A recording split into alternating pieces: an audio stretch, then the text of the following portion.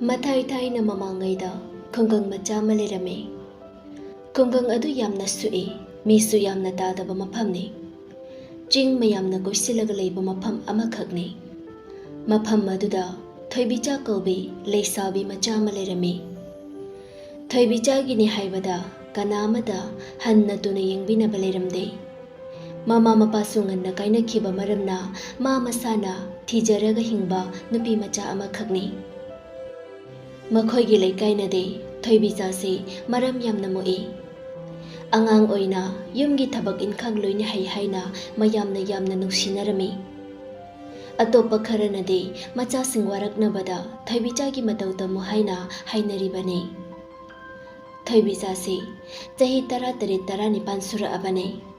Masaksu yamna fajai. Leikaigi nupan hanasu yamna ngaujabane. Mahake ing tappa matau aduda thoibichada yengluba khuding apen bangaktane. Mangonda asima watle hainingai karisu leiramde. Mayamna laigi machagumna fajai loina haine. Heloi atombiga haibadu thoibichagumna fajaramgadra haina mayamna thagatnarami. Yengbagi pen banaidraba saktamne asuki matik fajarami. Samlangsu yamna fajai jum takai khwang yaukai sangi. Mangdagi yengbadasu tungdagi yengbadasu ifada fajai. Thoibisa fisalonsa yamna hai. Fisalonsa tauduna madudagi fanglakpa paisana mahakki pukchak oiribane. Nungti numit khuding makhoigi mangonda fisaba matamda nupa naha kayade mabulona yengjaraga leiba kaya amasu leitaba nate. Atopa khungi nupa kharasu thoibichabu lumba lakpadu kayane. Adubu thoibichana mabung singni haina thamoida adum khanjabane. Adugumbagi wakhalsu kaya leijade nungsi nungolgi. Asum daudana nongmade makhoigi lambu koliba lairembadu mahakki lamdo ngaihaktang koithokki yengsindabasu kuire khandana tholokpane. Mana mathang yenglaga asumna khalae. Aihakki lamse kayada ingna fajaraba. Aigi umangde loina yengba loikre. Haujikti umangdagi khara chathoklaga leiba khun machado haifet yengsilokhige hairamlaga chatpa hokre. Chatna mana laptakna ina kupa mallaba khangpoksang macha amada chum takai fajaraba samlangdo khwang yaukai thadaraga tung onthoklaga fi saraga leibado Lairen duna hek urure. Mana uribado atai kana sunate thoibichabuni. Thoibichadu urubada Lairen pakhangdo mahakki thamoi irang haurakle. Mathong maram khanglaktre yeningtha hulakla male. Mahakki thamoi adu chap yumkhai lepkhre. Masigi nupi machase yamna fajakre hek yengbada mit thanba haibadu oire. Laida phawba sumhatpa ngamlabade aikhoi miyoibadade karam tarumgane. Mahakki michi amana laina phaba ngamlamgane. Lairen aduna asumna hairaklame. Asuk ningthina fajaraba mahak asibu kanabu oiri kaba. Koloi minglen khangingkhreda aisibu hekta changsin sirana. Hush. Aina asumaina changlabadi nupi machada pakhalane. Ngasidi changlaroige hayeng khara nganna laaga oina changake. Miyoibagi saktam lauraga. Asi khalladuna Lairen magi laifam tanna umangromda khongsanba haukhre. Somdana thoibichasu thenglakle haiduna fisabadu loisilamlaga imunglomda chak thongnaba changkhre. Chak thongna monda yamna nungaina isai ngangba haukhre. Asum dauduna matamdo haukhre. Nongmagi numitni Lairen pakhangbadusu makke semladuna thoibicha hoiromgi yum maikai panglakle. Mahausagum thoibicha hoigi thongganda nupa naha mayam masulumba haunakre. Masa masagi ahaiba uthoknarakpa angamba thaktagi hotnaba haunakre. Masa khangandabida lotna lumjabusu yaubane. Adubu Lairen pakhangbaduna ubadade yamna sauke. Adudagi Lairen pakhangbaduna mahakki jadugi matengdagi moi nupa mayam adubu tanthoknaba nungsit akanba ama mafam maduda thokalame. Nupa mayam adu kinadana loina hanakre. ꯃꯈꯣꯏꯁꯤꯡꯗꯨꯁꯨ ꯌꯥꯝꯅ ꯉꯛꯈꯤꯕꯗꯤ ꯐꯥꯎꯏ꯫ ꯉꯁꯥꯏ ꯃꯈꯩꯗꯤ ꯀꯔꯤꯃꯠꯇ ꯇꯧꯔꯝꯗꯕꯅꯤ, ꯍꯧꯖꯤꯛꯇ ꯀꯗꯥꯏꯗꯒꯤ ꯂꯥꯛꯄ ꯅꯨꯡꯁꯤꯠꯅ ꯇꯧꯔꯤꯕꯁꯤꯕꯨ? ꯉꯁꯤꯒꯤ ꯑꯣꯏꯅꯗꯤ ꯍꯟꯈ꯭ꯔꯒꯦ, ꯍꯌꯦꯡ ꯑꯣꯏꯅ ꯉꯟꯇꯥꯅ ꯂꯥꯛꯂꯒ ꯂꯨꯝꯂꯒꯦ ꯍꯥꯏꯅꯔꯝꯂꯒ ꯃꯈꯣꯏꯒꯤ ꯃꯌꯨꯝꯗ ꯃꯍꯩ ꯍꯟꯅꯈ꯭ꯔꯦ꯫ ꯃꯗꯨꯒꯤ ꯇꯟꯖꯥ ꯂꯧꯔꯒ ꯉꯁꯥꯏꯗꯒꯤ ꯂꯥꯏꯔꯦꯟ ꯄꯥꯈꯪꯕꯗꯨ ꯎ ꯃꯔꯨꯝꯗ ꯂꯣꯠꯂꯒ ꯂꯩꯔꯝꯕꯗꯨ ꯊꯣꯏꯈꯣꯏꯒꯤ ꯌꯨꯝ ꯇꯥꯈꯩ ꯈꯣꯡꯁꯥꯜꯂꯛꯂꯦ꯫ ꯑꯁꯨꯝ ꯇꯧꯗꯅ ꯂꯥꯏꯔꯦꯟꯗꯨꯁꯨ ꯃꯁꯛ ꯐꯖꯈ꯭ꯔꯕ ꯄꯥꯈꯪ ꯃꯆꯥ ꯑꯃꯒꯤ ꯁꯛꯇꯝ ꯑꯣꯟꯊꯣꯛꯈ꯭ꯔꯦ ꯃꯍꯥꯛꯀꯤ ꯖꯥꯗꯨ ꯃꯍꯩꯒꯤ ꯃꯇꯦꯡꯗꯒꯤ꯫ ꯑꯗꯨꯒ ꯑꯁꯨꯝꯅ ꯍꯥꯏꯖꯔꯛꯂꯝꯃꯤ: ꯂꯥꯏꯒꯨꯝꯅ ꯅꯤꯡꯊꯤꯖꯔꯕꯤ, ꯌꯦꯡꯂꯤ ꯃꯈꯩ ꯄꯦꯟꯕ ꯅꯥꯏꯗꯕꯤ, ꯄꯥꯈꯪ ꯑꯣꯏꯕ ꯄꯨꯟꯁꯤꯕꯨ ꯅꯪꯒꯤ ꯐꯖꯈ꯭ꯔꯕ ꯁꯝꯂꯥꯡ ꯑꯗꯨꯅ ꯁꯨꯝꯍꯠꯈ꯭ꯔꯕꯅꯤ꯫ ꯀꯨꯏꯔꯦ ꯅꯪꯕꯨ ꯂꯨꯝꯂꯛꯂꯤꯕꯁꯦ꯫ ꯑꯩꯒꯤ ꯊꯃꯣꯏ ꯍꯥꯏꯐꯝ ꯈꯪꯗꯅ ꯅꯪꯅ ꯑꯣꯠꯄꯤꯔꯦ꯫ ꯉꯁꯤꯗꯤ ꯅꯤꯡꯊꯤꯖꯔꯕꯤ ꯅꯨꯡꯖꯥꯅ ꯍꯛꯀꯦ, ꯅꯁꯛ ꯀꯣꯂꯣꯏ ꯃꯤꯡꯂꯦꯟ ꯍꯦꯛꯇ ꯈꯪꯍꯧꯔꯒꯦ ꯍꯥꯏꯅ ꯆꯪꯂꯛꯂꯕꯅꯤ꯫ ꯇꯝꯕ ꯄꯥꯈꯪ ꯑꯩꯉꯣꯟꯗ ꯃꯃꯨꯠ ꯇꯥꯅ ꯍꯥꯏꯕꯤꯔꯝꯃꯨꯗꯣ ꯅꯣꯖꯥ ꯁꯛꯍꯦꯟꯕꯤ꯫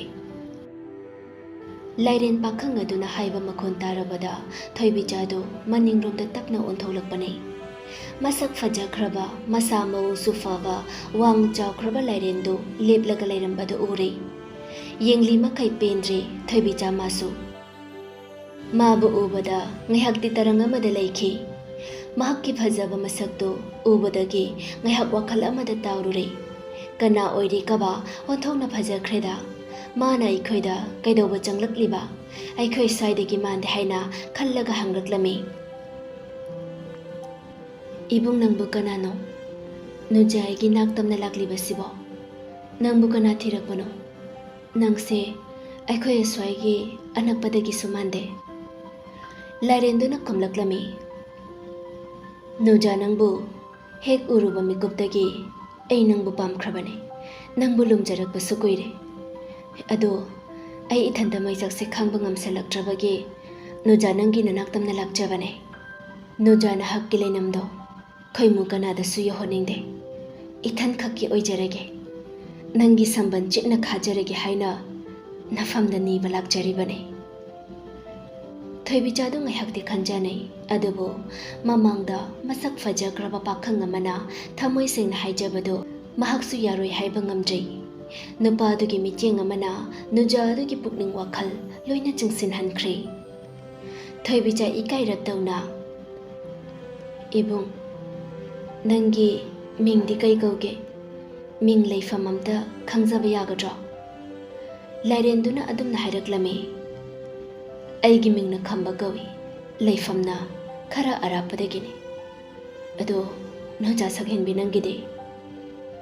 ꯑꯩꯒꯤ ꯃꯤꯡꯗꯤ ꯊꯣꯏꯕꯤꯆꯥ ꯀꯧꯏ꯫ ꯑꯁꯨꯝ ꯇꯧꯗꯅ ꯅꯨꯖꯥ ꯄꯥꯈꯪ ꯑꯅꯤꯗꯨ ꯏꯀꯥꯏ ꯅꯨꯡꯁꯤ ꯌꯥꯅꯈ꯭ꯔꯦ꯫ ꯊꯣꯏꯕꯤꯆꯥꯁꯨ ꯄꯨꯟꯁꯤꯒꯤ ꯑꯍꯥꯟꯕ ꯅꯨꯡꯁꯤ ꯌꯦꯅꯤꯡ ꯍꯨꯟꯕꯅꯤ꯫ ꯃꯈꯣꯏ ꯑꯅꯤꯁꯨ ꯋꯥꯔꯤ ꯃꯊꯪ ꯁꯥꯟꯅꯕ ꯍꯧꯈ꯭ꯔꯦ꯫ ꯊꯣꯏꯕꯤꯆꯥꯅ ꯐꯤ ꯁꯥꯅ ꯁꯥꯅ, ꯈꯝꯕꯅ ꯍꯪꯂꯤꯕ ꯄꯥꯎꯈꯨꯝꯗꯨꯁꯨ ꯈꯨꯝꯅ ꯋꯥꯔꯤ ꯃꯈꯥ ꯁꯥꯊꯈ꯭ꯔꯦ꯫ ꯑꯁꯨꯝꯅ ꯂꯩꯕ ꯌꯥꯗꯕꯅ ꯈꯝꯕꯁꯨ ꯍꯟꯅꯕ ꯇꯧꯈ꯭ꯔꯦ꯫ ꯑꯗꯨꯗꯒꯤ ꯈꯝꯕꯅ ꯑꯁꯨꯝꯅ ꯍꯥꯏꯔꯛꯂꯝꯃꯤ: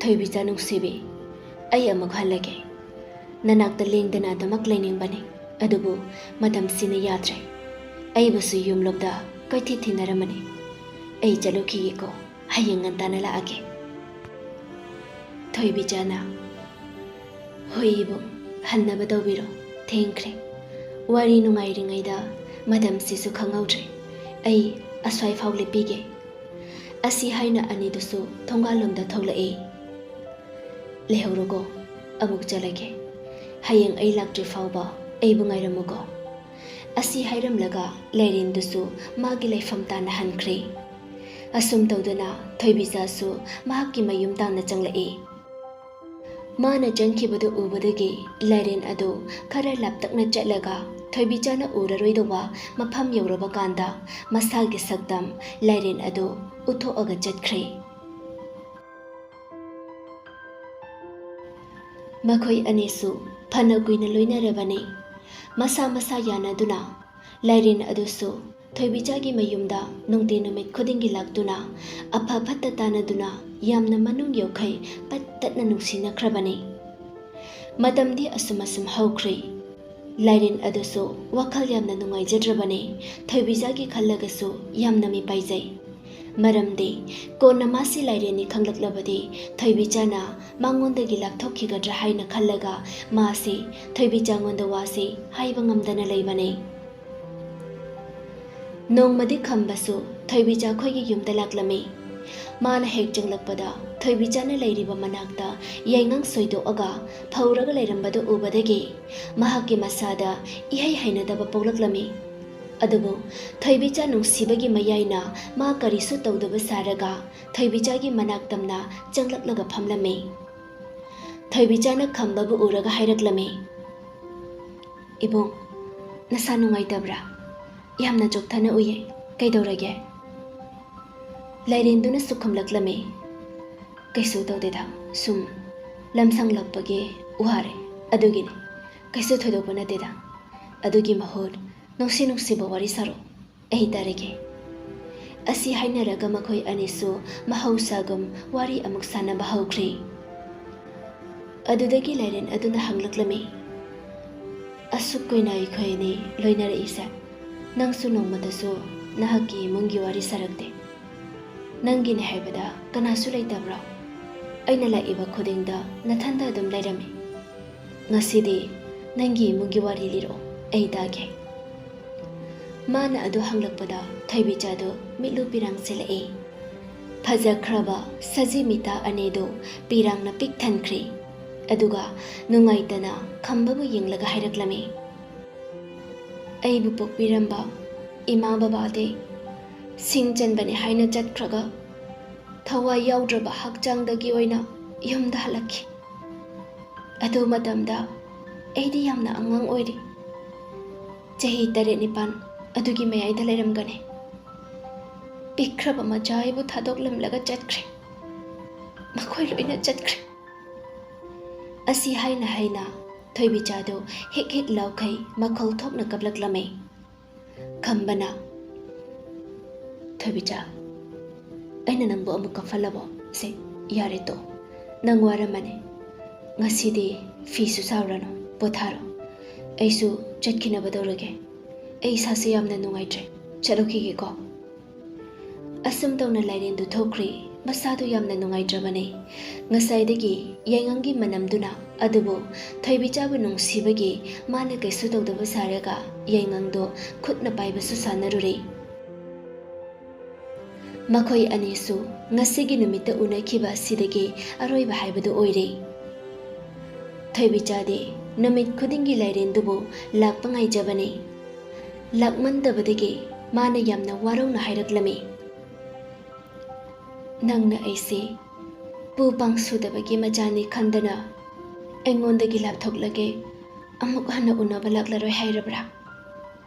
ꯑꯩꯗꯤ ꯅꯪꯕꯨ ꯀꯥꯎꯕ ꯉꯝꯃꯣꯏꯌꯦ, ꯅꯪꯗꯤ ꯑꯩꯕꯨ ꯀꯥꯎꯔꯕ꯭ꯔꯥ?" ꯅꯣꯡꯃ ꯅꯤꯅꯤ ꯁꯨꯝ ꯍꯧꯖꯤꯜꯂꯛ ꯊꯥ ꯐꯥꯔꯛꯀꯗꯧꯔꯦ꯫ ꯑꯗꯨꯕꯨ ꯃꯍꯥꯛꯀꯤ ꯏꯕꯨꯡꯗꯤ ꯍꯜꯂꯛꯄ ꯀꯧꯕ ꯂꯩꯇ꯭ꯔꯦ꯫ ꯑꯁꯨꯝ ꯇꯧꯗꯨꯅ ꯅꯣꯡꯃꯗꯤ ꯃꯥꯒꯤ ꯃꯌꯨꯝꯗ ꯃꯁꯛ ꯈꯪꯗꯕ ꯅꯨꯄꯥ ꯑꯃ ꯂꯥꯛꯂꯝꯃꯤ꯫ "ꯀꯅꯥ ꯀꯅꯥ ꯂꯩꯒꯦ? ꯀꯅꯥ ꯀꯅꯥ ꯂꯩꯒꯦ ꯌꯨꯝꯁꯤꯕꯣ?" ꯊꯣꯏꯕꯤꯆꯥ ꯃꯄꯥꯟꯗ ꯀꯧꯔꯤꯕꯗꯨ ꯇꯥꯔꯗꯨꯅ ꯌꯨꯝꯗꯒꯤ ꯃꯄꯥꯟꯗ ꯊꯣꯛꯂꯛꯂꯝꯃꯤ꯫ "ꯀꯅꯥ ꯎꯅꯒꯗꯕꯅꯣ? ꯀꯅꯥꯅꯣ?" "ꯈꯝꯕꯗꯣ ꯌꯥꯝꯅ ꯀꯟꯅ ꯅꯥꯔꯦ. ꯅꯪꯕꯨ ꯑꯔꯣꯏꯕ ꯑꯣꯏꯅ ꯑꯃꯨꯛꯇꯪ ꯎꯅꯖꯒꯦ ꯍꯥꯏꯅ ꯇꯥꯛꯃꯟꯕꯗꯒꯤ ꯈꯪꯕ ꯉꯝꯗ꯭ꯔꯕꯗꯒꯤ ꯅꯪꯕꯨ ꯂꯧꯕ ꯂꯥꯛꯂꯤꯕꯅꯤ. ꯃꯍꯥꯛꯀꯤ ꯃꯑꯣꯡ ꯃꯇꯧꯁꯦ ꯌꯦꯡꯕ ꯉꯝꯗ꯭ꯔꯦ. ꯑꯃꯨꯛꯇꯪ ꯎꯅꯕ ꯂꯥꯛꯄꯤꯌꯣꯅ ꯃꯥꯅ ꯅꯪꯕꯨ ꯈꯧꯔꯥꯡꯅ ꯉꯥꯏꯔꯤꯕꯅꯤ. ꯈꯔ ꯊꯨꯅ ꯂꯣꯏꯁꯤꯜꯂꯣ, ꯆꯠꯅꯕ ꯇꯧꯁꯤ." "ꯀꯩ ꯑꯣꯏꯅ ꯉꯝꯗꯕꯅꯣ? ꯑꯩꯅ ꯀꯌꯥꯗ ꯂꯥꯟꯅ ꯎꯕꯤꯔꯤꯕ? ꯑꯗꯨꯕꯨ ꯃꯥꯗꯤ ꯑꯩꯉꯣꯟꯗꯒꯤ ꯍꯦꯟꯅ ꯋꯥꯅ ꯂꯦꯜꯂꯤꯕ ꯑꯣꯏꯔꯦ. ꯂꯥꯛꯑꯣ, ꯑꯩ ꯐꯤꯁꯨ ꯍꯣꯡꯂꯔꯣꯏ, ꯆꯠꯂꯁꯤ ꯂꯥꯛꯑꯣ. ꯑꯩꯕꯨ ꯏꯕꯨꯡ ꯈꯝꯕꯗ ꯎꯅꯍꯟꯕꯤꯌꯣ.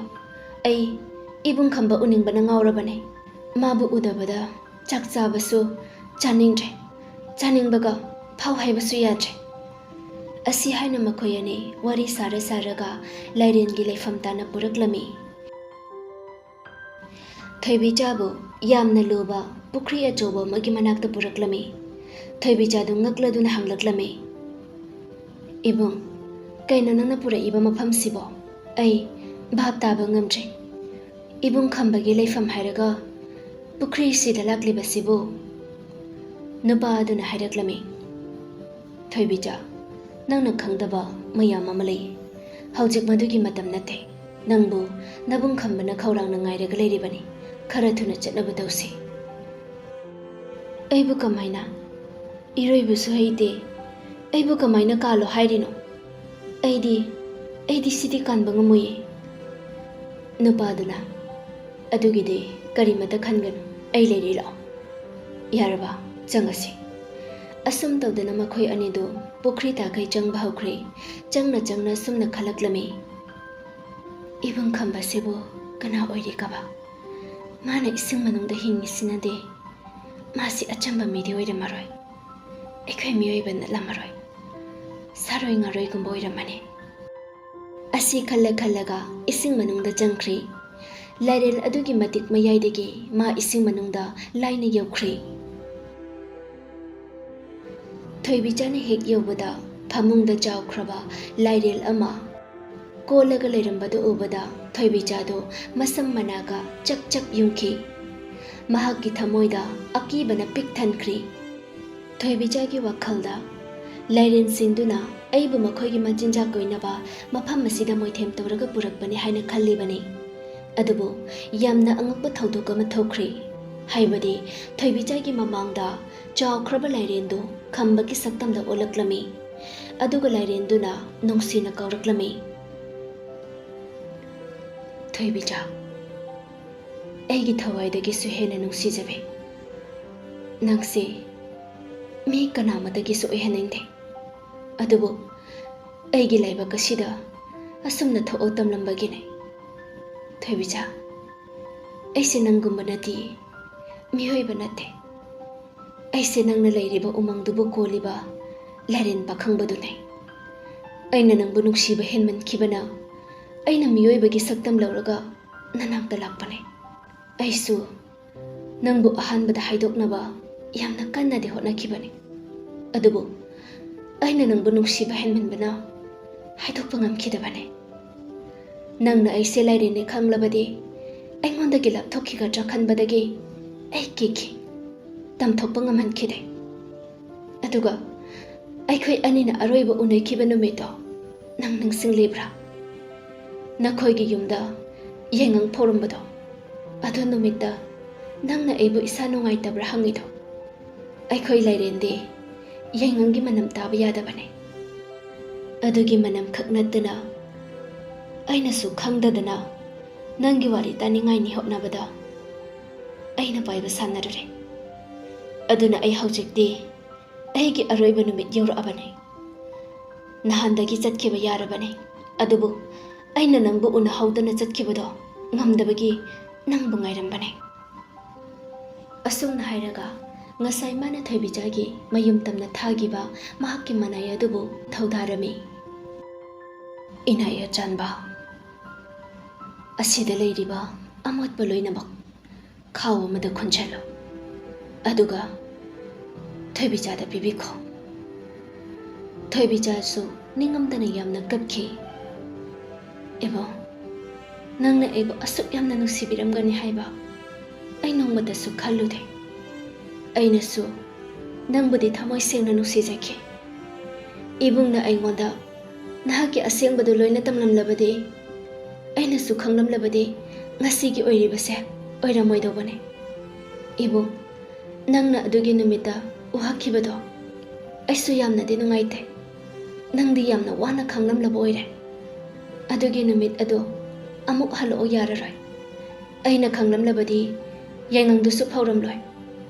Oh ibom aikhoi anigi warise loisandana asum haukhragadra. Asi hairaga Thoibijado hek kaplakli.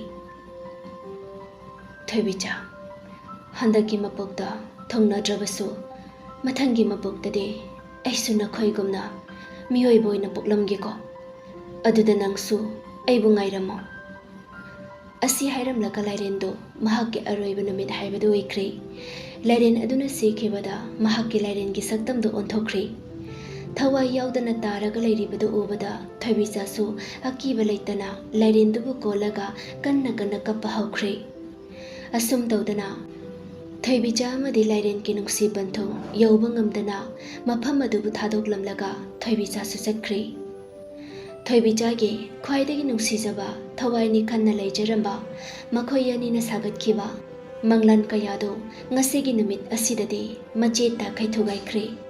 Amuk hannasu samjinba yararoidaba matagumna kaikhrei Thoibicha gi thamoisu. Madu ubada Lairen mayam su kapnakhre makhoi anigi matawdu ubada. Asumna ngasai Thoibicha bu lawba laklamba Lairen nupa aduna Thoibicha bu asumna hairaklami. Thoibicha si mayam si puduna chilo. Aina kangfan yokai thindokpige. Nangsu yum mai kay pangnaba tawro. Asi haina Lairen mayam changduna Thoibicha bu themjinbiduna kangfan yokai thindoklaklei.